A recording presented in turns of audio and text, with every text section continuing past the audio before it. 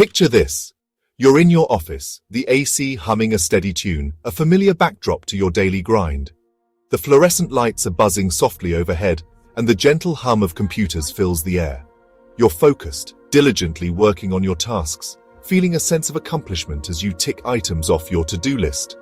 When your manager calls you in, an email pops up, or perhaps it's a direct message pinging on your screen. It's an invitation, a summons to the boss's office. He offers you a big project, the chance you've been waiting for, a career-defining opportunity, the kind that could elevate your status and open doors you never thought possible. It's everything you've been working towards, a moment of recognition for your hard work and dedication. But instead of excitement, a surge of pure, unadulterated joy, you feel a cold wave of fear wash over you. A knot forms in your stomach, and your palms begin to sweat. That little voice, the one that always seems to know just what to say to undermine your confidence, whispers, "What if I fail? What if I'm not good enough? What will people think? Will they judge me? Will I let everyone down?" This isn't just your story. You're not alone in this experience. It's not a reflection of your individual capabilities or shortcomings. It's universal. It's a shared human experience that transcends age, gender, and cultural background. Fear visits everyone. It's an uninvited guest that shows up at the most inopportune moments.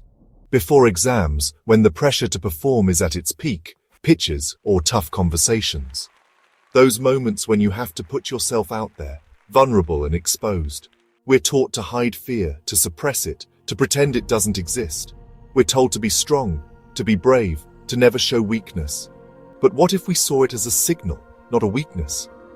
What if we could reframe our perspective and view fear as a valuable source of information? Our ancestors faced tigers, real, tangible threats to their survival. Today, our tigers are deadlines, looming deadlines that trigger stress and anxiety, and judgment. The fear of being judged, of not measuring up to expectations.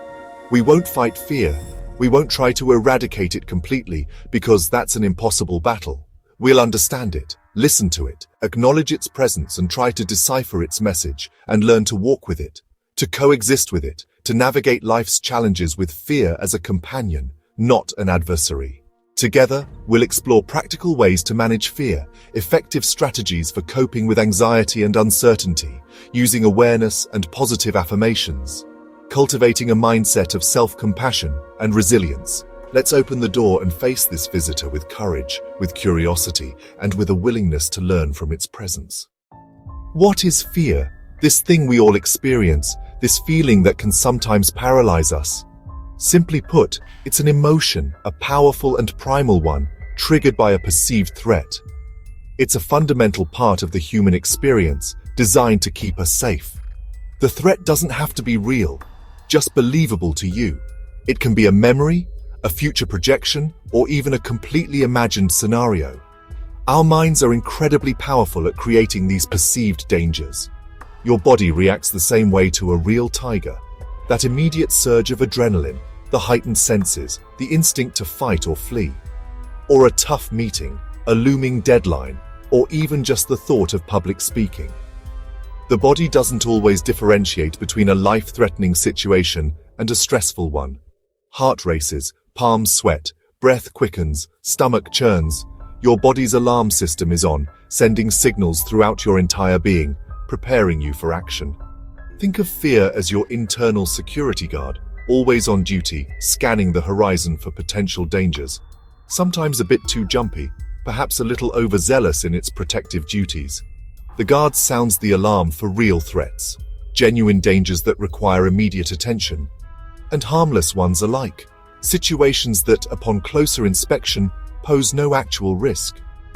Our job isn't to fire the guard, to completely eliminate fear from our lives, as that would leave us vulnerable, but to train him to be wiser, to help him differentiate between genuine threats and harmless situations.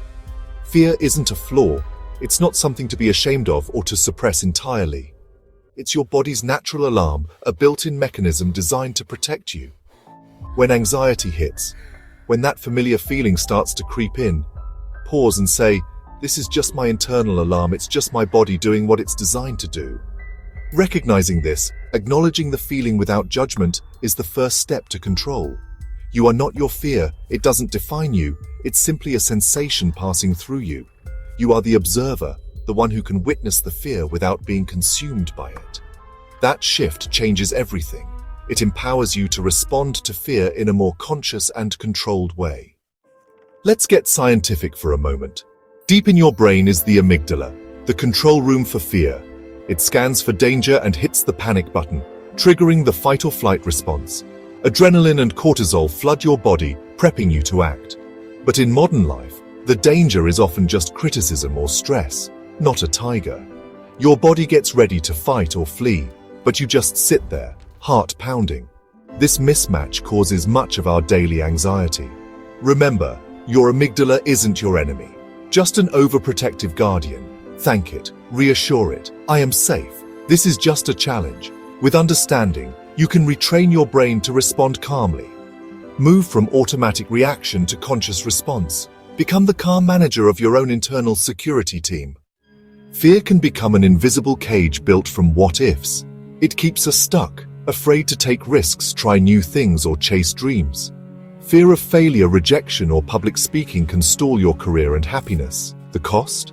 Missed opportunities, stress, and shrinking confidence. But you hold the key. The bars are made of your thoughts. Recognize the cage, acknowledge how fear limits you, and decide to break free.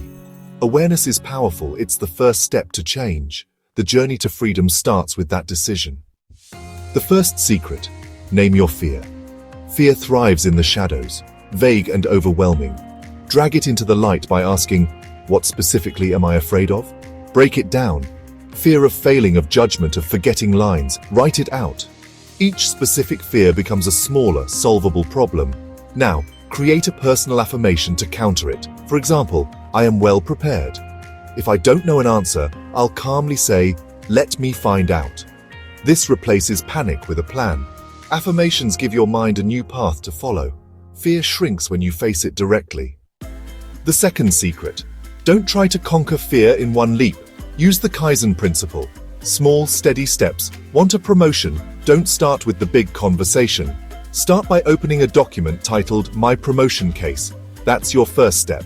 Next, jot down one achievement, then another. Each tiny action builds confidence and momentum. You're proving to yourself, I can do this. Small steps desensitize fear and make progress feel possible. Celebrate each victory, no matter how minor. Affirm, I am making progress, one small step at a time. Progress, not perfection, is the goal. Be patient. Steady movement wins. The third secret: your words shape your brain. Negative thoughts carve deep paths. Positive affirmations create new ones. At first, positive words feel awkward, but with repetition, they become natural. This is neuroplasticity. Your brain can change. Consistency and emotion are key. Feel the affirmation as you say it. For imposter syndrome, try, I am talented and deserve to be here. Focus on your strengths and accomplishments. Affirmations challenge self-doubt and build self-worth. Repeat them daily, especially when fear whispers. You're building a stronger, more confident mind. The fourth secret: use your breath to calm fear instantly. When fear strikes, your breath becomes shallow, fueling panic.